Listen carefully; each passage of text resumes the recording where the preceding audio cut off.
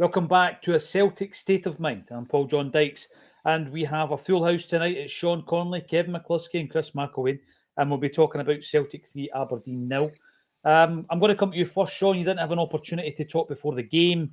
How would you sum up the first half? Yeah, it's interesting. We've been clinical. We've not had that many chances, but we've put them away. Aberdeen have had us under pressure at times, particularly in the first 20 minutes. They did start really well. Our first goal comes from where a lot of our goals have been coming from lately, where it's just the tenacity of Daizen Maeda getting on the end of it. Bit of a lucky break. You know what you call a lucky break? It's not. It's just a break. The ball breaks, and it's just the tenacity of Maeda getting on it. Yeah. Second goal is a counter attack. We end up 3v2 against Aberdeen defence, so they've overcommitted. So, they've been creating chances. I don't think they've had a chance on target, to be fair, to us. So they have been putting those chances wide ago. And yeah, we punished them. And then the third goal, again, is just good build-up play by Maeda, a bit of fight, a bit of dig from the players, and good finish from Callum McGregor. But really, 3-0 it's not a reflection of the game. Like Aberdeen have been in it as much as us. It's been a very close game. 3-0 just reflects the difference in quality between the teams, and Aberdeen maybe being too ambitious at Celtic Park. You know this, Sean, it does bring back the 6-0 game, because I remember I had to watch that game back before speaking about it the following day, and we scored our first goal in 29 minutes. You know, it was one of the games where if you watch it back, Aberdeen did that day what they've done tonight. And I think I was trying to figure out what it was they were doing really well in that first 20-minute spell tonight. And the first thing I noticed, Kev, was that Nisbet, of all people, was nullifying Callum McGregor. He was following him about until he was about 10 yards into the Aberdeen half, and then he let him go. But he wasn't allowing McGregor to pick the ball up from the centre half, which is his MO. Yeah, we've seen a few teams do that recently. Kind of target McGregor as the player to nullify, and if you do that, then you stop us playing for periods of the game, because a lot of what we do goes through him. So then we have to find that plan B, which often turns into the horseshoe passing system, where we go from one side to the other and back and forward. And I felt that's what we were doing a lot of in the first 20-25 minutes of the game. It wasn't serving us very well. In fact, to be fair, I think it's what we did for most of the half. A lot of what we did was very slow and static, and I think give Aberdeen credit with the way that they've set out in that tactical ploy of putting Nisbet on McGregor. I was trying to figure out what the formation would be at the start, and it's going more of a 4-4-2, but it's more a kind of 4-4-1-1 with Nisbet dropping back to do that defensive job, and it did take us a little bit of time. I was going to say to get used to it. As I said, I'm not sure we properly have, because we were just really slow and poor in that first half. A lot of times I'm crying out for us to cut a player out and go a bit more direct and get the ball maybe from centre back to winger, rather than going centre back, full back, winger. Just one pass less, bit more direct, get us up the park. But somehow we've managed to go in 3-0 up. For me, it's a really bizarre first half of football. Like Sean said, I think the first 20 minutes or so, Aberdeen were on top. There was a lot of good combination play by them. During that half, they've had 3 really big chances that they could have scored with, at least hit the target and make Casper work with. Fortunately for us, they haven't. And every time we've had a chance, we've finished it off. Like for me, this is a good analogy of the half. I don't know if you'll agree with it, but somebody's seen this. I've seen this on Twitter. Somebody's put it out that it's like a game of 5-a-sides that's officially finished 10 minutes ago. Or the way that Celtic's goals have come around, we've been almost tired looking goals. The other team's not really defending anymore, because they're just committing players forward and people have lost interest in the game. And we've had Maeda in there who's sharp as attack and does finish it off. We've had kind of go with the second goal. Jota's sclaffed it. I think Chris Sutton called it a spawny finish, which is a great word. But it was great unselfish play as well, though, by Engels to square it back, because he could easily have taken that on himself. So a lot of credit there. And the third goal's a touch of class. I think we'll say that it's really good play again. Engels, I think, is pretty strong because he does the flick on from Maeda. Engels is strong again just to get the touch that puts it into McGregor's path, and it's a McGregor finish, isn't it? So clinical, passes it into the far corner. But we've been really poor. It's bizarre to say that. We're 3-0 up, which Chris predicted before the game. It would be 3-0 at half-time. He's just been waiting on somebody to bring that up. He's been sitting there smiling, Kev. I thought I'll do it because I've been talking for long enough, so I'll give Chris a wee bit of the limelight for that. But we're 3-0 up here. I don't think we really deserve to be 3-0 up on the balance of play, but on the fact that we've been clinical on the 3 occasions we've been in front of goal, and that's what the game's all about. So tough luck to Aberdeen. They need to learn a lesson at this level, just as we learn it in the big games in Europe. When you get your chances, you've got to take them, because at the other end, when you come up against a more quality opposition, like us in this case, we will generally take the chances at this level, and that's why we're 3-0 up. That's why we're sitting here 5.5 games away from another league title. Aye. And you know, Jungle Lion, I think, agrees with you, Kevin. It's one of the games where we've not been at our best, but you know, if we play well in the second half, it could turn into the game I picked up at the beginning of the show here, where we put them to the sword at Hampden 6-0, but it took us 29 minutes to break them down. And that's down to Aberdeen, Chris. And that's why probably halfway through the season, they were looking like the best that we've seen for a long time from an Aberdeen side. Some numbskulls were saying they might even end up second place in the league. Not sure who that was.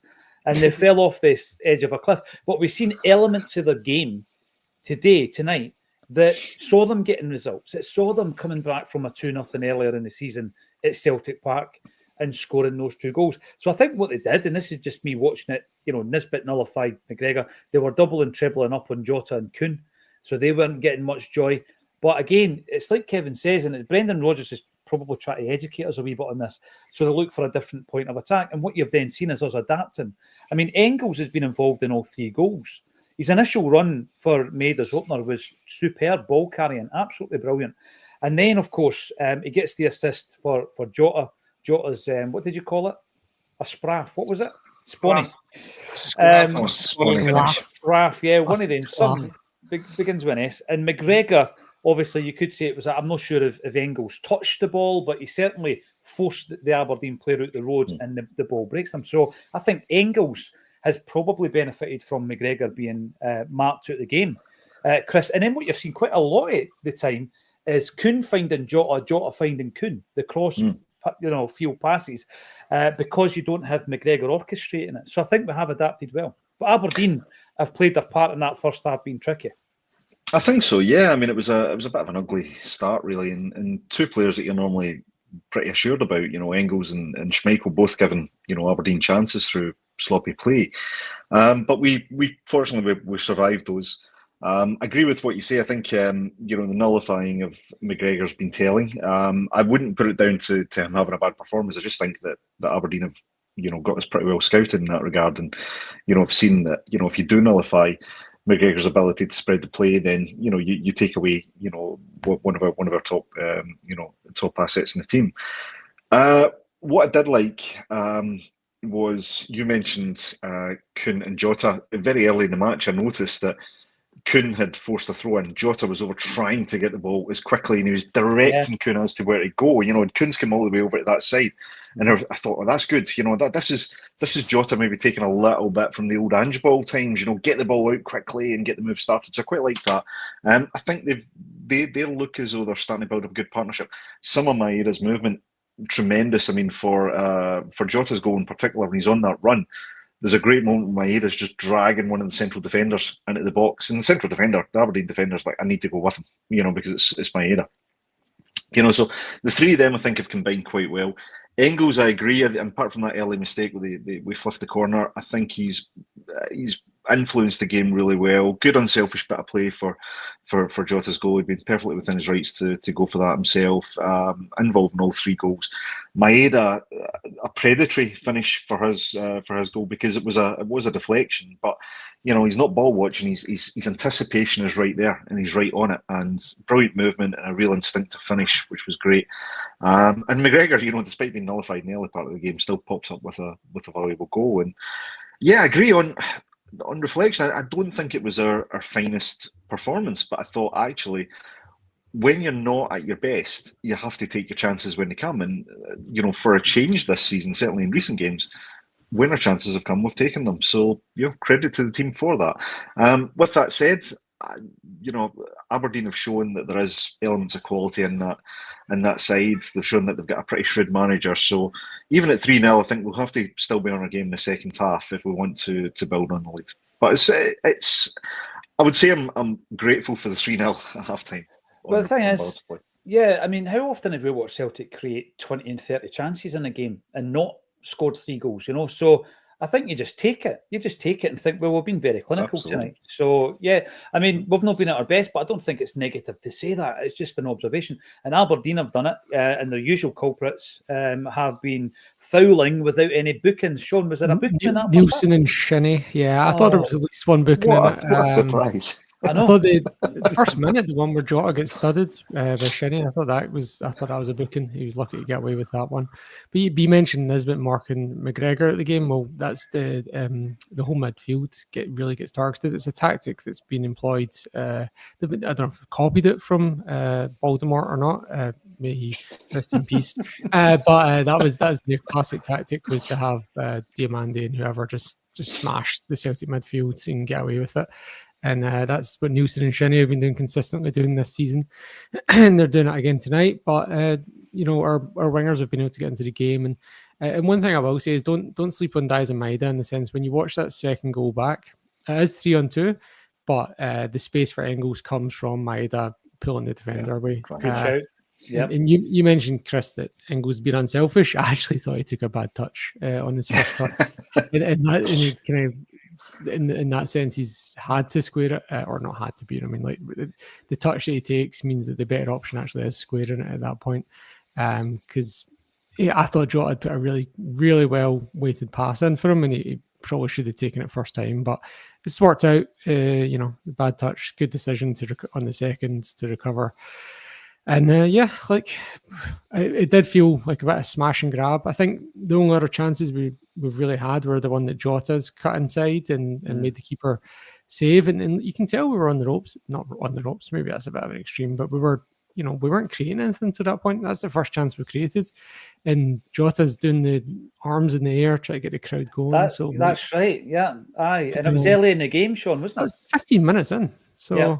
It wasn't like Aberdeen had made 3 clear chances before that. The biggest one was when Kasper Schmeichel passes it out to him to Nisbet, and he's just put it off target when it's an open goal. What was he annoyed about? What was Schmeichel? He was shouting at someone not coming short or something. I don't know. I can't tell. But we were sloppy in the first 10 minutes as well. Like I had sloppy in possession for Johnston, Trusty, Engels and Schmeichel, all noted in that first 10 minutes. And then the funny thing was, in the first 10 minutes, it looked like everything was going to be going through Hatate, and then he just disappeared at the game. And I know that's down to the destructive play of a lot of it's down to how Aberdeen play in the midfield in these games. So I don't know. Maybe it'll turn. I don't know if Aberdeen start to get tired, because they are doing a lot of running, which has been a feature of the game. So I think we'll see subs from both teams. So the second half could be quite different in a sense. I think the only reason Hatate played at Easter Road was because we were 2-0 down.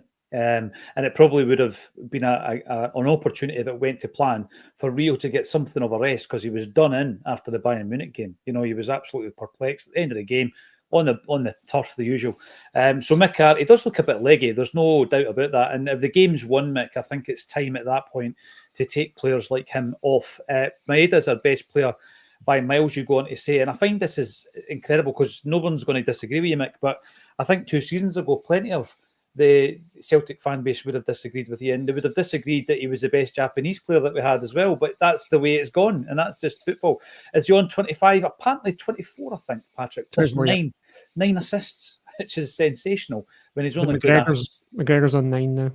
9, and he's only scored double figures twice for Celtic, McGregor. So he's having a cracking season.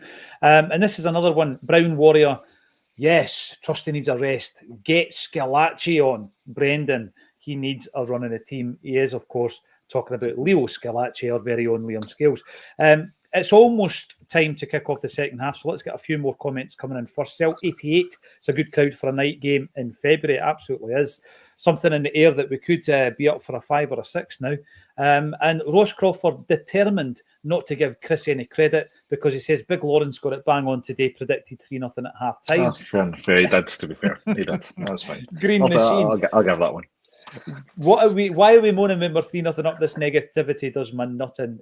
Time for a sing-along. We can have a sing-along if you want. What should we sing? But no, listen, I don't think it's negative. It's just we weren't brilliant. I've seen us playing a lot better than that and not being 3-0 up. Let's go to the second half, enjoy it, and then join us at full time on a Celtic State of Mind.